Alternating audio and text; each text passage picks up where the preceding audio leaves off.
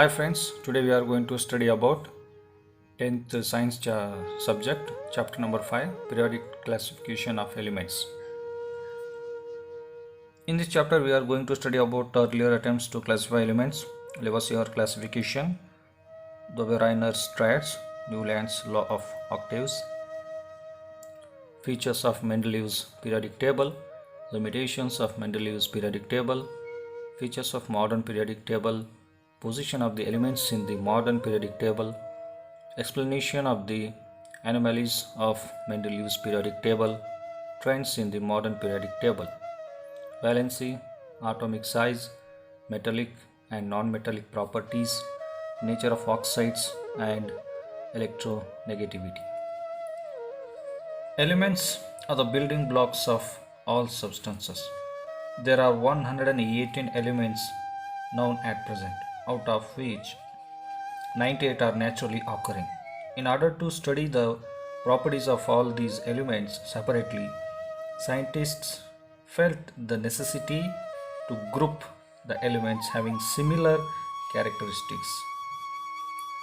So all the elements have been divided into few groups in such a way that elements in the same group have similar properties. Elements is reduced to the study of a few groups elements, periodic classification of elements.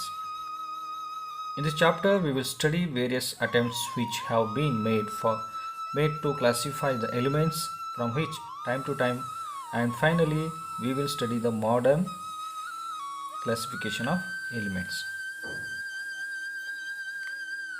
Earlier attempts to classify elements. Several attempts have been made to classify the elements according to their properties. Some important of them are discussed below. First of all, Lavoisier's classification, 1789. It's one of the earliest attempts to classify elements. Lavoisier divided elements into two main groups called metals and non-metals. Dobereiner's triads, 1817. In the year 1817, Johann Wolfgang Dobereiner, a German chemist, has made an attempt to arrange the elements with similar properties into groups having 3 elements each. He called these groups as triads. Dobereiner showed that when the 3 elements in a triad were arranged in the order of increasing atomic masses, the atomic mass of middle element was roughly average atomic mass of the other 2 elements. For example, here are some elements and their atomic mass and average atomic mass of first and third element. So he is roughly able to group only 3 groups of triads.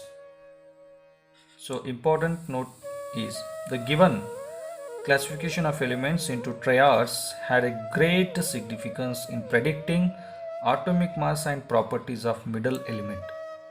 If you know first and third one, you can easily predict middle one.